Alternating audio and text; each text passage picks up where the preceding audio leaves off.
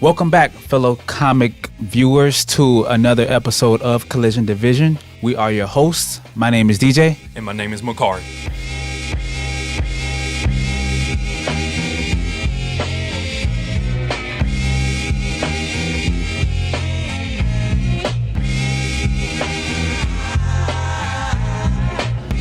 Today we are going to talk about the top 3 performances for a female in a Marvel movie.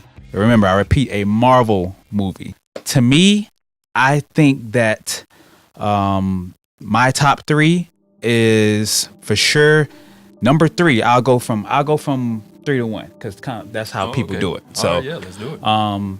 Number 3 for me is Famke Janssen, which is Jean Grey, aka Phoenix, and the original X-Men. This is not the girl from the new X-Men series. This is the original run. I picked her as number 3 because her character is a powerful character. Mm-hmm. The Phoenix is an entity within itself. So for her to go from Phoenix in the second movie to Dark Phoenix in the third movie, obliterating Professor X and a bunch of other people, mutants who Magneto, sent. I felt like that was though. Why? Like, come on. We all know Professor X could have saw that one coming a mile away. I feel he could have. But I think people really don't understand how strong the Phoenix is. Dark Phoenix. When she's Phoenix, Jean has a little bit of person there that she can kind of talk to other people. Remember when, she told Wolverine to, kill me? Yeah. Okay, yeah. When she's Dark Phoenix, there's no controlling that. There's no controlling that at all. She is pretty much a woman on a mission that if you're in her way, you're gonna get dealt with. Point plain and simple. Real quick. So that's my number 3. Number 2 would be Gamora, or Zoe Saldana is her real name. I think Zoe is a wonderful actress. She was in Star Trek. She was in, of course, Guardians of the Galaxy. She's been in a lot of things, but I feel like her as Gamora with the Guardians is a really good role. She is relatable. She's a relatable character. Her character... As in Gamora? Relatable? Gamora is relatable. She's relatable because you got to think a lot of women, usually if there's a lot of guys and there's only one woman, how many people can say, oh, well, I have a lot of, guy friends, or I hang out with a lot of guys. The girl who wants to do the right thing, she believes in doing fair by people, doing just by people. So that's why I feel like she's relatable. And of course, she's going to be in a lot more. Of course, they're going to do a Guardians of the Galaxy 3. They are doing, Infinity Wars 1 and 2. So I'm sure, she's going to be in a lot of movies to come. Oh, yeah, I can see it coming. But I feel like Zoe Saldana plays the role of Gamora really, really well. And, not too many people can pull that off. I feel like you can't just put a B-list actress in there and she can pull that off. Like, it's not going to happen. Yeah. And before I get to my number 1, my honorable mentions are Jennifer Garner for Elektra and Halle Berry as Storm in the original X-Men.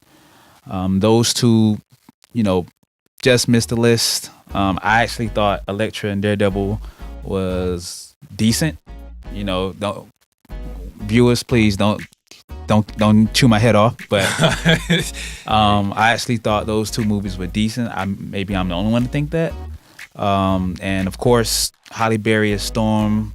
I thought she did a wonderful job. I thought she did a great job. She's the only one who can do it. True. Well, I don't know. The new girl who was Storm in the newer movie, in Apocalypse, I thought she did a good job too. I thought she did a real good job. I mean, I feel like her role was really short. She didn't have a really big role. Yeah. But for what she did was pretty good. I mean, they kind of set it up nice though. At the end of Apocalypse, she was like, "Oh, no, I'm gonna stay here.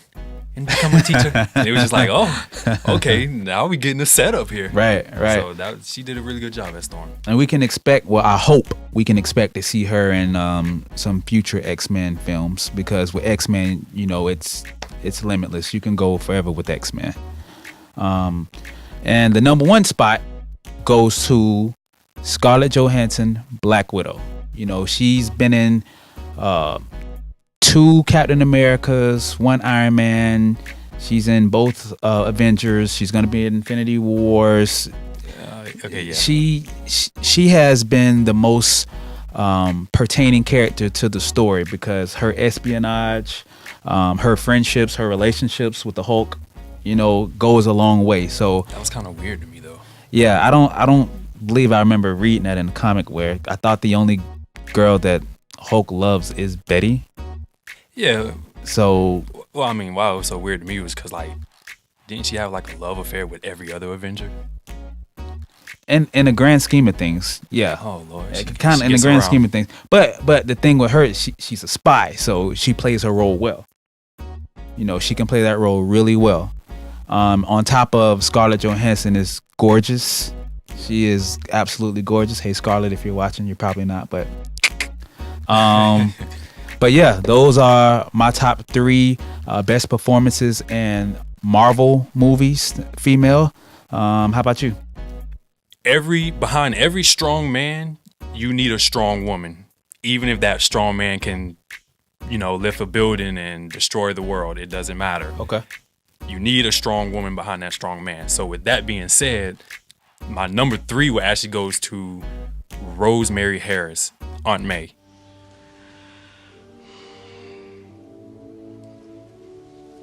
So,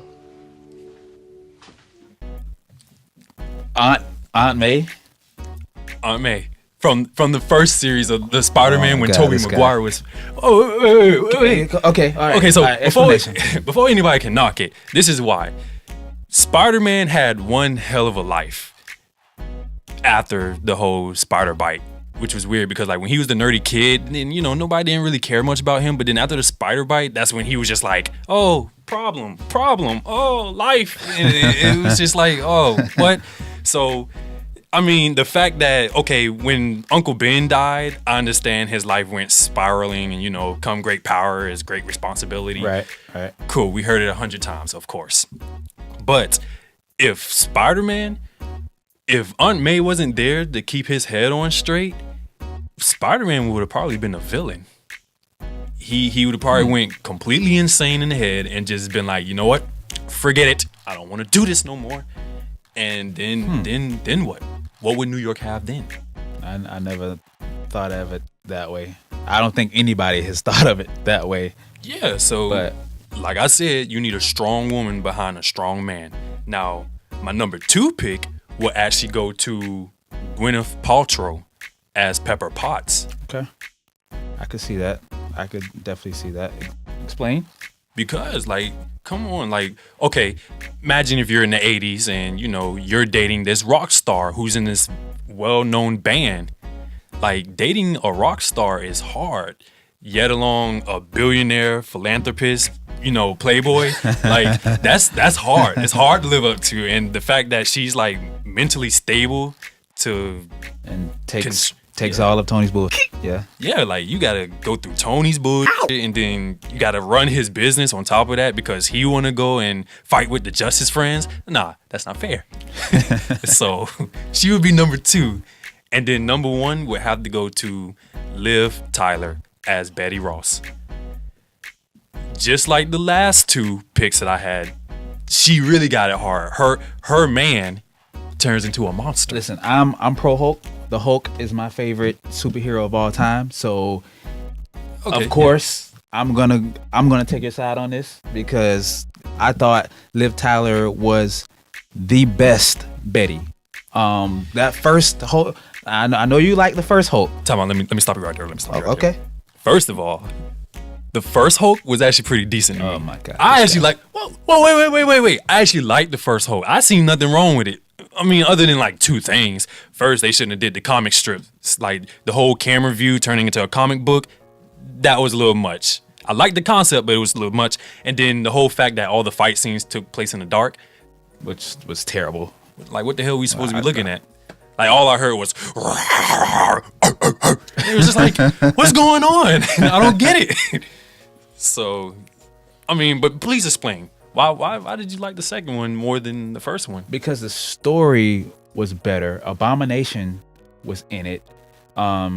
General Thunderbolt Ross was pretty much trying to take Hulk's reason to live, pretty much. Like, Yeah. the Hulk just wants to be left alone.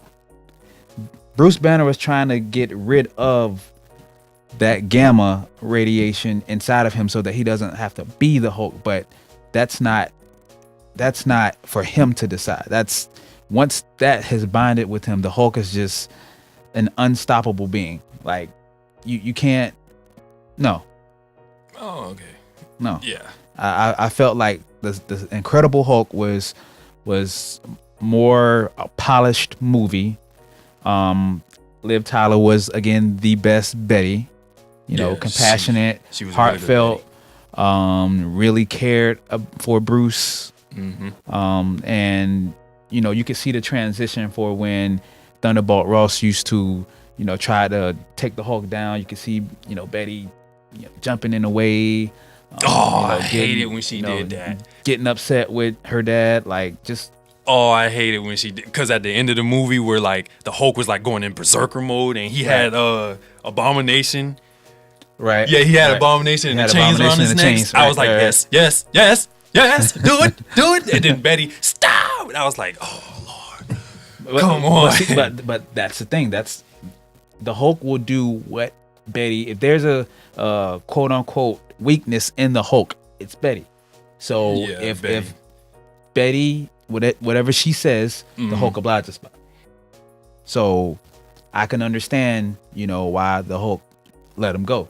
He still proved that he's the alpha male. He's more dominant. Yeah. You know, so That is true. And that is why I chose her as number one. okay. Because It's outside the box there. It's outside the box. if she wasn't there, I mean, there would probably be no New York.